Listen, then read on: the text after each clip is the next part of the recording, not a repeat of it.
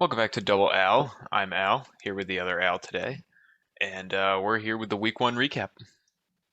Yeah, let's do it. This episode is brought to you by, we're going a bit of a healthier, more family-friendly approach today. On my end, this episode is brought to you by AHA Sparkling Water, specifically the lime and watermelon flavor. And over here, brought to you by Aquafina. As Bobby said last season, water is your only friend in the race against death. Of course. And I think we can all be happy that Alex did not choose Dasani. Yeah, some people have some strong opinions on water that all taste the same. Dasani doesn't taste the same. Dasani tastes like somebody soaked it in pennies overnight and then bottled it and distributed it out to the world. Descriptive, I like it. Anyways, let's talk about your game first. Yeah, I was just talking about water because I wanted to delay talking about this.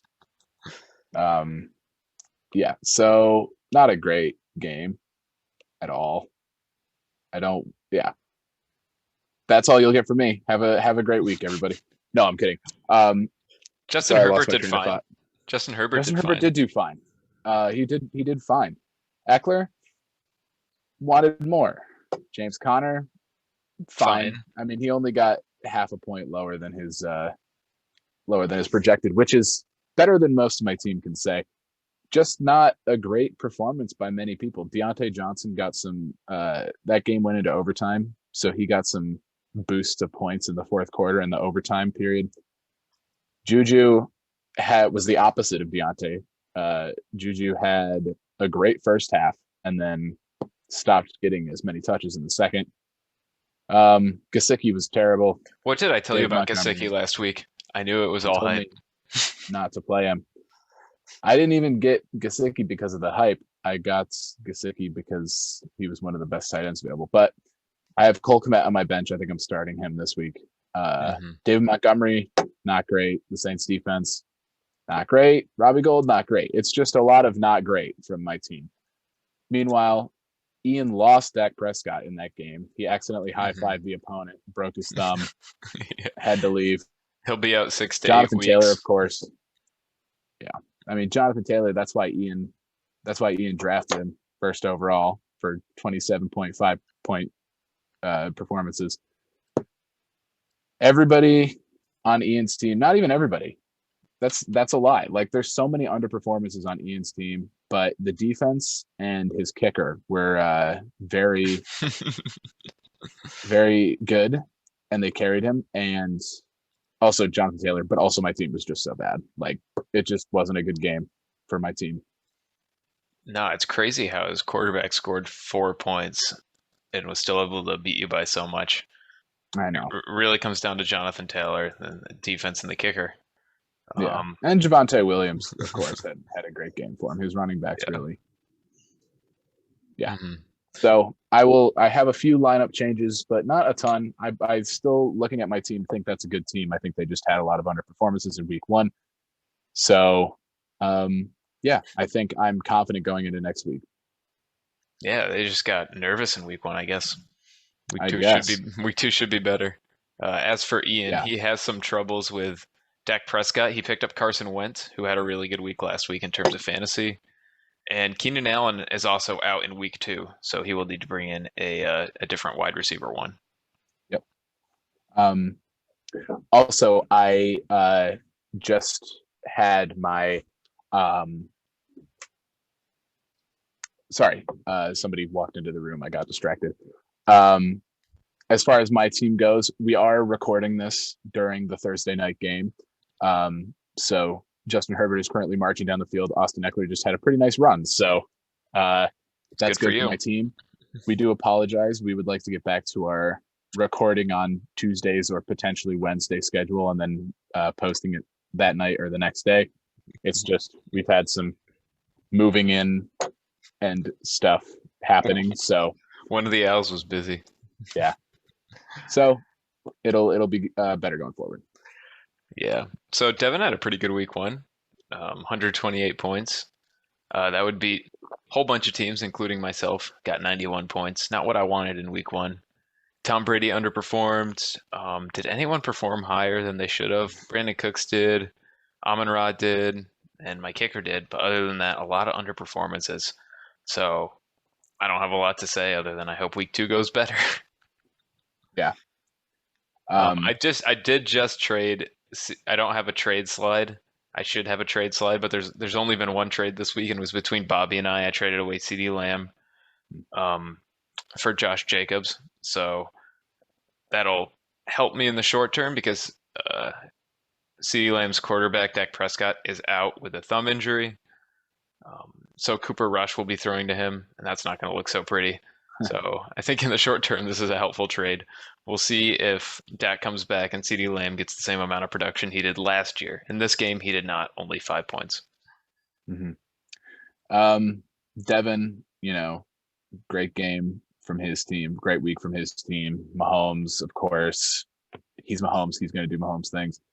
McCaffrey had a nice game, not exactly what you'd expect from Christian McCaffrey, but a solid game. But DeAndre Swift really had a great game. He was 10 points over his projected, had a great game. Gabe Davis was good. I remember we were watching the Bills Rams game together. You were not happy when Gabe Davis was getting catches. And did he get a touchdown? No. Yeah, he did. Yeah, but luckily we were also watching Allen Robinson barely get targeted that game. So the rest of his team, I mean, Tyler Lockett, you'd like to see more than 5.8, but the Ravens D having 9, that's fine. And then Tyler Bass with 8. I mean, that's enough to get him a win. So 120, 130, that's pretty good. That'll win you a lot of games. 90 points will not win you many games. No, as you and I can both attest to, I think we had very similar scores this week. Yeah, so I'm just looking for improvement. Maybe get triple digits next week. Yeah, that's what I'm hoping for as well. Pranav enters the league with maybe the second highest, maybe the third highest score we've ever seen. I know Ian got 180 last year, but 172, just wow. Really, really good. Yeah. Cooper Kupp, Saquon Barkley, Antonio Gibson, and Michael Pittman Jr. Wow. My goodness. Scary stuff. Scary. I wouldn't want to be in Pranav's division. And Owen didn't have a bad game. He had a pretty moderate game. It's just he had a fine game. You can't win against someone getting 172 points. No, it's nearly impossible. I'm sure Owen would have liked more out of Matt Stafford. Maybe a little more out of Deebo Samuel, but I mean, really, there's nothing you can do. Even if he got more out of those guys, it's not like he was coming anywhere close to Pranav's score. So I really like Pranav's team. It's a very good team. Saquon fell a lot further in the fantasy draft than he should have. And Cooper Kupp, Darren Waller, Saquon Barkley on one team. That's dangerous. Turns out Saquon is pretty good when he's healthy. Turns out. Yeah, and I mean, in future weeks, you'd expect Joe Burrow to get a little more than 18.2 too, as well. 18.2 as well. You got it. Yeah. So, yeah, we shall see what the future holds for Pranav's team, but I'm thinking it's going to be a nice, bright future. And Owen, if you're Owen, I don't think you worry too much about this loss. I mean, he had a good week. You'd expect more from Stafford and Deebo Samuel, so I think he'll be fine moving forward. Yeah, not over for Owen by any means, but yeah, nope. Pranav looking really, really good. Mm-hmm. Dom and Ryan. So Dom was the only person in Division 1 to get a win this week. So good for him. A pretty good score at 134. Ryan, not so good at 103, but I got 90, so yeah. I can't really speak. I'm speaking objectively more so than from my own perspective. True. Josh Allen, 31. That's really good. That's very good. Dom probably wants to see more than Alvin Kamara. He's not exactly beating up the competition out there right now. So a little bit of drama. Dom has listed Alvin Kamara officially as likely to trade. So if anyone's interested, he's available. If you maybe have the right offer. Dom wants to get some. What do you think? Maybe some receivers? I mean, Cortland Sutton and Devontae Adams are pretty solid. So I mean, Elijah Moore could be different at the flex. Maybe he's just looking for another running back. Maybe he's just disappointed with week 1. I mean, he also probably knows that Kamara has a impending suspension probably coming up at some point this season. So that could be why. Because in that case, he was beating up the competition. But yeah, I mean, a great week from Dom. You really I think he's going to have a great year. You really expect to see a lot from him. And then, yeah, Ryan, not great. I mean, Kyler Murray got 0.1 over his projected, but I'm pretty sure it was double XP weekend for Call of Duty. So he had his mind in other places. Yeah, he statistically has worse weeks when it's Call of Duty double XP weekend, which is hilarious. But Nick Chubb did fine. He's far from the fantasy standout superstar that he was a couple years ago. Ezekiel Elliott, not great. You're gonna expect more from him out of every week than 5.9. Yeah, I don't know, but 5.9 is kind of what I was getting from him last year when I traded for him. So all of Dallas had a pretty much an off week. It was not a great week for Dallas. Justin Jefferson, I mean, was he the highest scoring player of the week? I think he was. I think so. So, I mean, without that, I mean, looking at the rest of Ryan's team, just a lot of underperformances. Dawson Knox, Darnell Mooney were terrible. Chris Godwin, not great. The 49ers D and Matt Gay, both not great. So, I mean, if Justin Jefferson didn't have 39.4, Ryan's score would probably be looking a lot more like ours. And considering the incentives, maybe that's Ryan's goal. Just keep Justin Jefferson. That's true. As a high performer, and maybe he could just have the number 1 wide receiver at the end of the year. True. That's his money back and $2. So yeah, worth there it. You go. The Mahalki Bowl. Make sure if you, I guess this should be a reminder if you haven't Venmo'd Zane yet with your buy-in for the league, make sure you do that. I have not, so I will remember to do that right after we're done recording. Wow, you hypocrite. Yeah, no, I know. Speaking of Zane, we have the Mahalki Bowl here. Aaron Rodgers did his classic not performing in week 1. I'm sure this weekend he'll throw for 5 touchdowns or something crazy. Yeah, if he's not too busy throwing his receivers under the bus. That's true. But on Bobby's side, Devonta Smith and the Packers also with 0 points. And that equals 71 at the end. Not enough to win a game in fantasy, especially when Zane puts up a pretty good score of 133. Yeah. Zane's team looks really good. Lamar Jackson underperformed according to his projected, but I'm sure he'll take 2022 from him any day of the week. Especially if the rest of his team, Kareem Hunt did really well. Miles Sanders overperformed his projected. A lot of really good performances from Zane's team. So the double tight end strategy is slightly working out. Mark Andrews below his projected, but 10.2 isn't terrible for a tight end. And Kelsey, of course, 26.1. That's really good. So Zane's going to have to find a replacement kicker after Butker hurt himself. I don't know how long Butker's going to be out, but usually that's not a huge issue. Just pick up the next best kicker off the waiver wire. Yep, it's not that big a deal. Mahomes just got sacked for a pretty big loss. Yeah, so I mean, good week from Zane, bad week from Bobby. There's not really any way else to put it. Bobby's really making me look bad for projecting his team was going to be good. But I did say that I was high on Jerry Jeudy, and Jeudy did have 20.2. So did you put him in the playoffs? I did, yeah. That's an interesting take. You know what? But we're not getting paid to make boring takes. We're not getting paid at all. Yeah, you're getting paid. But you know what? People don't want to hear us say the obvious thing all the time. Let me split the half cent of ad revenue with you real quick. Yeah. That we get from our one video that we have on our channel that doesn't use copywritten music. The vlog has copywritten music in it. I think the vlog is actually the one thing that doesn't. Oh, really? Interesting. Yeah. Also, I don't know if I already said this, but Lamar Jackson in that contract year, he's looking to ball out, so he gets paid either by the Ravens or somebody else. So I'm thinking Zane's probably going to get good numbers from Lamar Jackson all year. I can't imagine Lamar Jackson playing for any other team. I know. Owen and I were at the Y earlier today, and they were like talking about whether Tua or Lamar Jackson was going to be the Dolphins quarterback next year. And I tried imagining Lamar in a Dolphins uniform, and I could not do it. That doesn't work. No. All right, and I think this is the last game from week 1 we're looking at. It is Joey versus Jeff. Pretty good scores from both of them. Joey a little bit higher. Disappointing run from T. Higgins. Joe Burrow has a lot of choices over there, and T. Higgins just wasn't the main one this week. But good stuff from Waddle and Kirk and the Bills defense. Yep.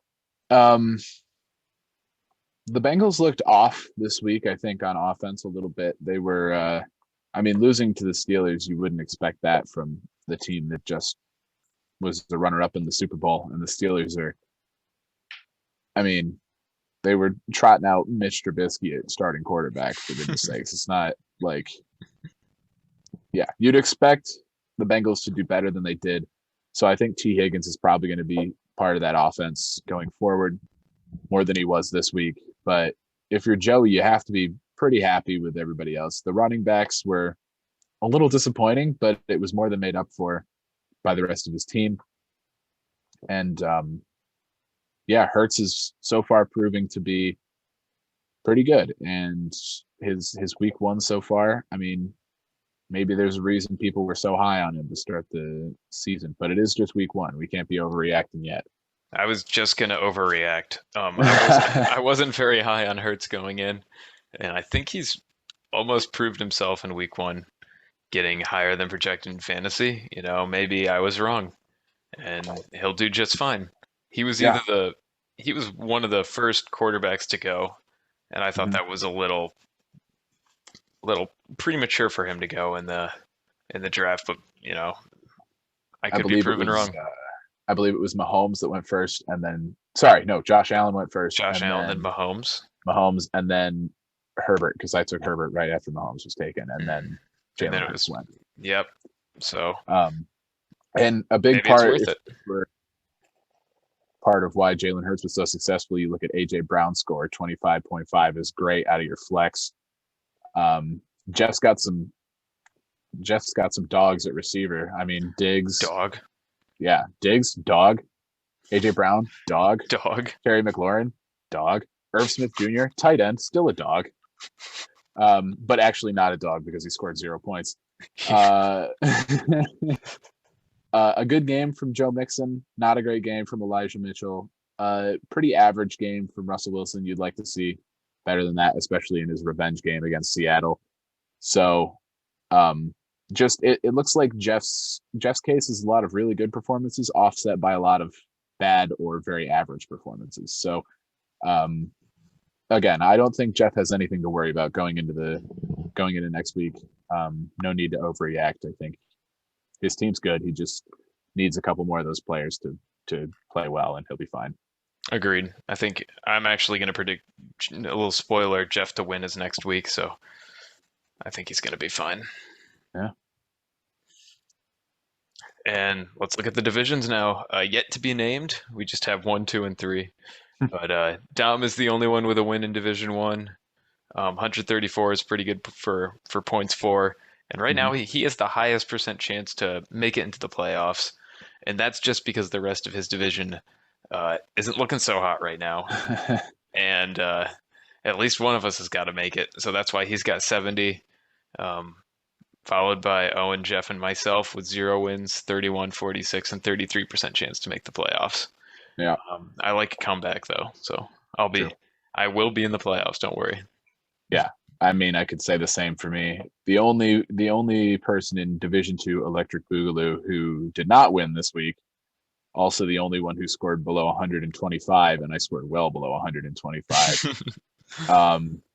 So that being said, I'm not worried. I think my team just had underperformances. If I see a trend start to form, maybe I'll start to take action. I've already made some lineup adjustments with players on my bench and everything. So who knows? Hopefully this next week I will come out with a win and everything will be right with the world. We'll and then see. a pretty even split in Division 3. Ian and Pranav winning, Ryan and Bobby losing. The playoff projections not very kind to Bobby and Ryan. No. But also not very kind to Owen. My goodness, Owen has the lowest. I just saw that. It's also not a fan of the two tight end strategy still with Zane. Has him at 53, even though he's leading the division. I know it's only week 1, but he's still in the lead. So yeah, and also these playoff percent projections. I don't know what they're based off of.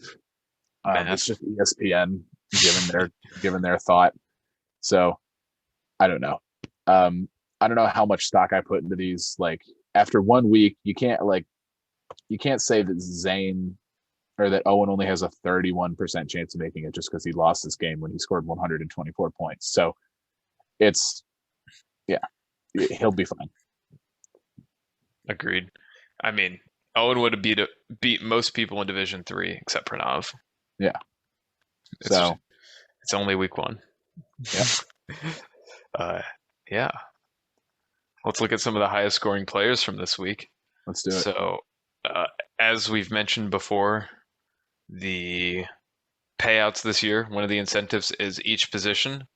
Whoever gets the most fantasy points throughout the year, that will be some money towards that person. Oh. So, currently for quarterback, Patrick Mahomes leads that by just about a point. Saquon Barkley leads running back. Justin Jefferson leads the wide receiver points by quite a bit, but again, it's only week 1. Travis Kelce by quite a bit over at tight end. We have O.J. Howard, who plays on the Texans at number 2. Not someone I've heard of before. Oh, I've heard of O.J. Howard. I couldn't have told you he was on the Texans now, though. And Taysom Hill, that's a quarterback. I don't think we should count that. Taysom Hill, is he still on the Saints? What's going on there? He is, but he's playing tight end now. Yeah, well, he's just always doing his own thing. Yeah. For kicker, we have Koo in the lead and someone named Cade York in second, who apparently plays for the Browns. Cade York made that pretty big kick. I think he's a rookie. So okay, that's Cade York. Good for him. And then for defense, I think our league might calculate the scores a little bit different than regular PPR leagues does because our commissioner isn't the brightest. But this says Pittsburgh had 26. I don't know what it really was. Yep. Yeah, I also think we have kicker stats listed differently. I think Ryan Suckup on this thing has 15, and on the screens we showed before, he had 14 points. I don't know what our producer was thinking. It's literally week 1. We have 2 people to blame. We have 2 people to blame. We could blame the producer or the commissioner for making a weird scoring system. Producer Joey Brucey literally has. We promoted him this offseason. We thought he did a good enough job, despite the fact that he was just terrible last year. And already it's week 1 and he's already making mistakes. So I don't know. We'll have to have a meeting with him and discuss his work ethic and I just don't know. The work product as well. Look at this. Yeah. The numbers are wrong. The numbers are wrong. And I feel like it might just be laziness, honestly. It probably is. Probably is. And this might affect if I choose him to win week 2 or not, simply based on his work ethic. Let's just go right down to that game. Alex, Joey, I'm going to pick myself. I don't know. Yeah. I'm going to have to pick myself. Otherwise, let's start at the top. Dom and Pranav, I put this one at the top because I think it could be the best game of the week. Pranav and Dom both leading the divisions. Pranav just had a 172-point game. Freaking awesome. And Dom just had a pretty good scoring game as well. With some players disappointing, so he could score in the 150s, 160s as well. We'll see. For this game, I am predicting Pranav, though. Yeah, I think I'm also going to predict Pranav. It's hard to ignore that week he just had. So, yeah, I'm going Pranav as well. Agreed. Jeff and Zane. Zane is coming off of a win, but I think I'm going to choose Jeff. Okay, I will disagree. I think I'm going to go with Zane. Yeah, I mean, Jeff is coming off a loss, I believe. Yeah. However, they are projected pretty similar. Mm-hmm. And I do think that Jeff has a good chance of winning. I just think I think Zane probably sneaks it out in my okay, from what I see. interesting. Okay. Ryan and Devin. I don't care what the numbers say. I'm going with Ryan here. Okay. I'm going to unfortunately take Devin.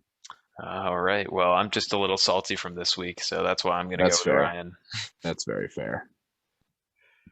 We'll get back to my game against Joey, and Mm-hmm. for real though, I am going to pick myself. Okay, I think I have to pick Joey. I'm sorry.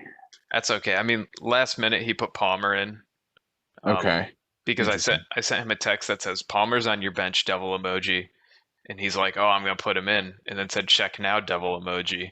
So he put Palmer in, who now has, after about a quarter, 0 points still. Nice. So he claims it wasn't because I said that, but if Palmer goes ahead and doesn't get a single reception this game, that'd be awesome. That would be hilarious. He had a much higher percent chance of winning than I did coming into this game, and after only a quarter of Palmer not getting a single catch, we're 50-50 now. Yep. All right, Owen and Ian could be an interesting game. Who are you taking? I think I'm going to take Owen. I really like his team. I think he had some underperformances. I think if those players perform well, I think he's got a great shot at winning. So I'm going to take Owen. Yeah, I'm agreeing with you there. And last game, Bobby Allen. I think I Um, know who you're going to pick. yeah, well, I'm going to take myself. One, because I do really still like my team, and I think that they have a chance to come back from their disappointing loss last week. But also, Bobby's score last week was very Atrocious. low. It was So atrocious. even though I had a bad score last week, I will take playing against somebody who had a worse score by about 20 points. So All right, I'm going to take recency bias to the extreme and I'm going to live bet this. Bobby has a 52% chance of winning as we speak. Going with Bobby. okay, I wrote that down must have you. I wrote down you, but I mean, I'm going to go with what the numbers say. his percent chance must have gone up since I checked because the game has started. I guess my players. Well, let's see. The Chargers are in the They're in the red they're zone. on they're on the 3 yard line, 2 yard line. Yeah. Herbert's throwing, and that's a touchdown. Let's go. Who do you throw that to? Looks like the fullback. Not Palmer. No, it's Horvath, I think. Maybe I'm going to have to change this. Yeah, it's You know the what? fullback. No. I'm gonna stick with Bobby. I'll stick with All Bobby. right, all right. Stick with Bobby. I'll prove you wrong. Please do.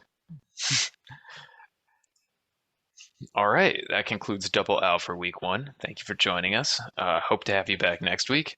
I hope every single one of my predictions comes true. And our new picture of Eli today, Alan, if you want to point right above your head, it's this one right here. He's looking good in that one. He looks like he just got he got charades wrong when he's playing against his brother, not Peyton, whatever the other one is, and that one actor whose name I forget. I know what you're talking about. I'm talking about the Caesar Sportbook commercial that's been all over the place recently with them playing charades. We just need to do more research before these shows. I guess so. We need to come in with our Peyton facts and our Eli facts. Does Peyton still have the record for most interceptions thrown as a rookie? Peyton has the record for biggest Hall of Fame bust. That's true. That's all I know. All right, roll the outro, Alan. All right. Thank you, everybody, for tuning in for this week's episode of Double Al. Again, we really hope that we have our episodes out sooner come next week. But yeah, I think everybody have a great week. Good luck to everybody, unless your name is Devin. And yeah, awesome.